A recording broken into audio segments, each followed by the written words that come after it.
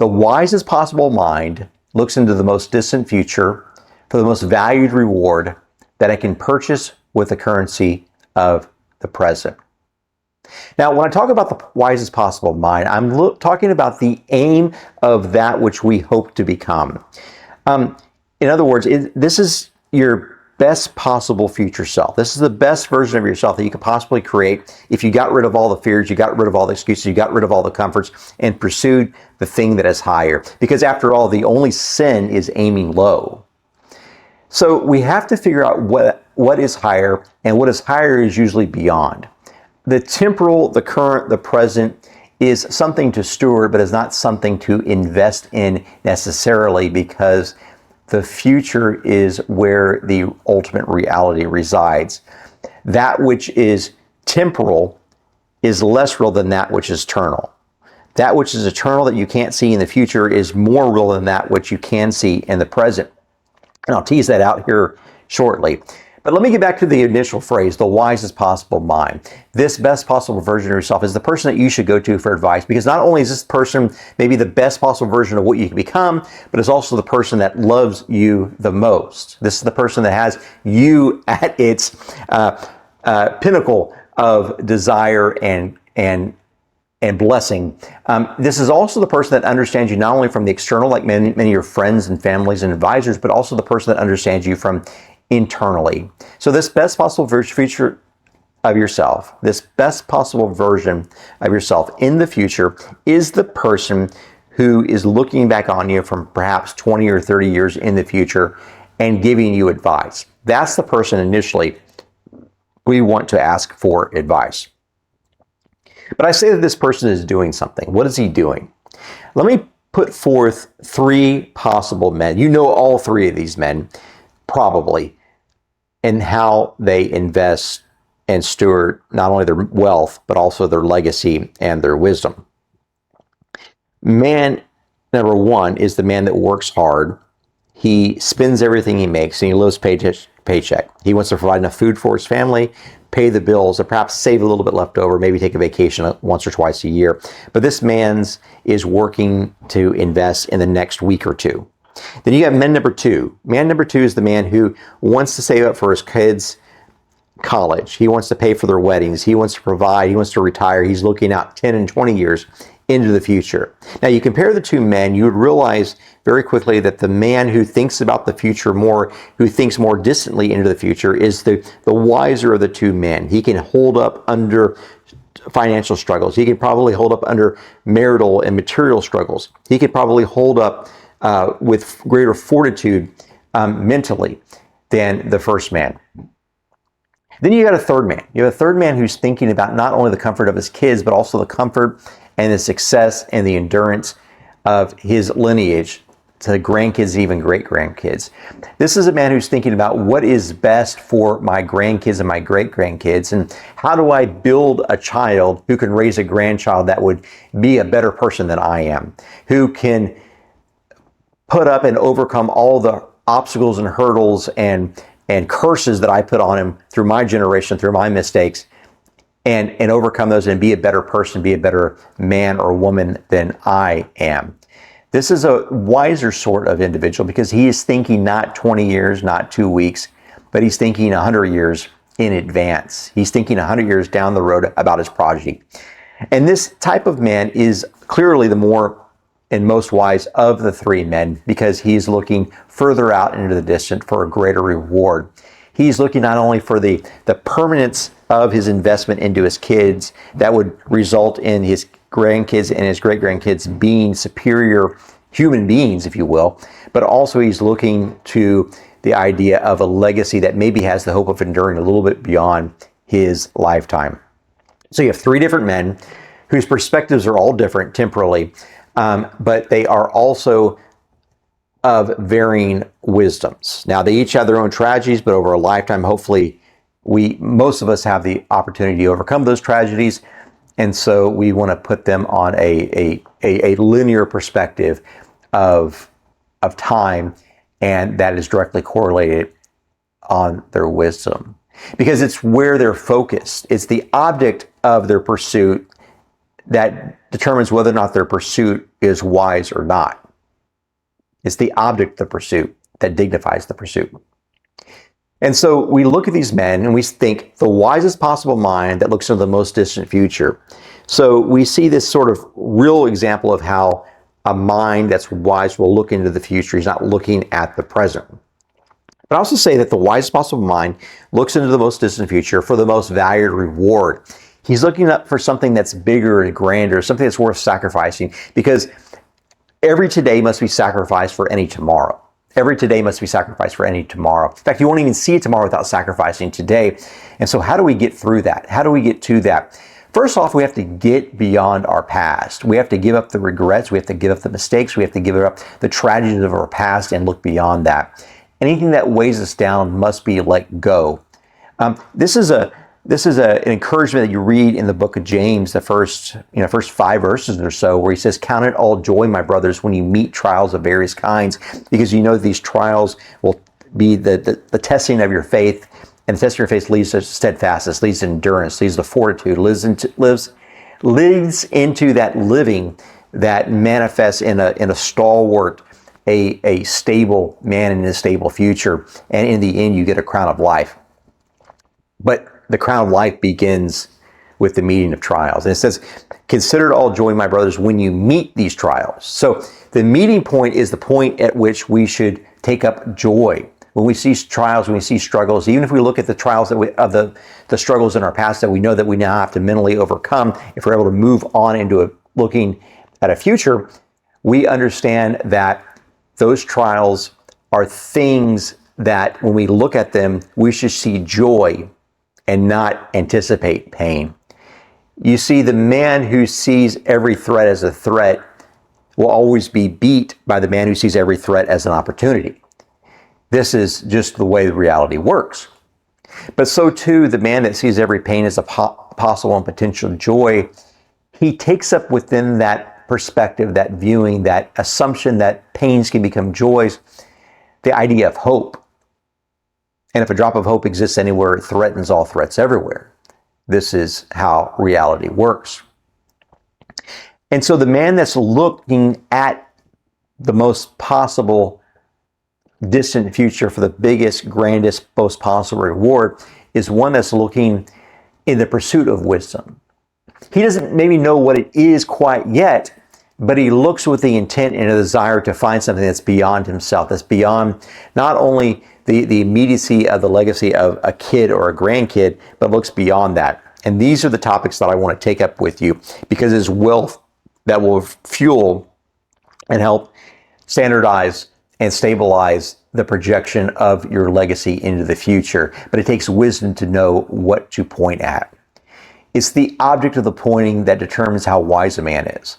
And this is what we have to figure out. And this is what I hope to figure out with you over the coming weeks and months. So we said that the wisest possible mind looks into the most distant future for the most valued reward that it can purchase with the currency of the present. Because every today has to be given up to see a tomorrow. Lewis talks about the idea that we are all only temporal beings. All we have is today. We've already lost yesterday, and all we have is a hope for tomorrow. And so we reside in the present with only a hope for tomorrow. And that connectivity of tomorrow, that connective bridge, is hope itself. It's hope itself. It's the desire to see the trials and the struggles optimistically as the potential for joy, like I shared earlier. But now we see that it's not only the hope that bridges us out of our damned past into our current future, but it's also the hope that allows us to have a vision of a future and escape our immediate and present danger and pain. And so at this point, we want to sit back and we want to ask that best possible version of ourselves, that person that maybe is 20 or 30 years ahead of us, that has all the wisdom of all the mistakes and all the trials and all the successes, these multiple iterations that we're yet not accustomed to or experienced of. We want to ask that person a few different questions. We want to ask that person, how do I overcome the mistakes of yesterday so they don't impact my tomorrows? How do I learn to love those around me in a way that endures past the pain and even past the death?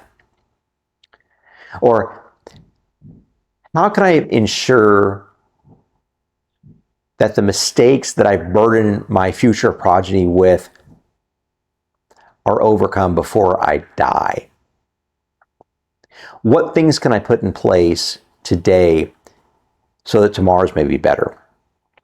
Because if we can't ever push out of our present and our past, we'll never even see a future. And future is where the most real things and real objectives reside.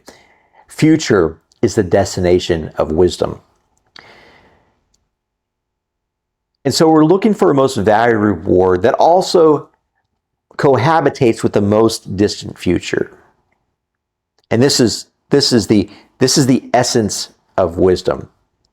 Because when we talk about legacy, what we're really talking about is relevance. And relevance always has something to do with indestructibility. It's the indestructible thing that is the proper pointer of one's life. And we have to figure out where that goes. Now, I'll be sharing over the coming weeks and months how we get there, some stages to take. We'll be tackling these three different areas, not only wealth, but wisdom and legacy together. We may dive into a little bit of literature. We may dive into a little bit of business strategy. We may dive into investing philosophy. And we may even dive into a little bit of scripture. But over the coming weeks, I want you to be thinking about, just as I'm going to be thinking about, how can I get my perspective out of the present into the more distant future? How can I think like a man like Elon Musk? Not how do I make a profit today? How do I stay in business today? How do I pay the paychecks today from my employees? But how do I make humanity an interplanetary species? That is a big vision. That is a multi-thousand-year vision. That is a fourth sort of man that arrives. Not looking at paychecks, not looking at colleges, not looking at weddings and grandkids and great-grandkids, but he's looking at the future of humanity. And so we scale up from there. But obviously there's only one Elon Musk. And so what does that tell us? That tells us that there is a narrowing the further we get out. The more further you look, the fewer the individuals who will understand what you're trying to do. The more distant your pursuit, the more distant the individuals who understand that pursuit will be. And so we have to figure out how do we get there. And that's what we're going to talk about over the coming weeks and months and maybe even years on this podcast. So the wisest possible mind looks into the most distant future for the most valued reward that it can purchase with the currency of the present.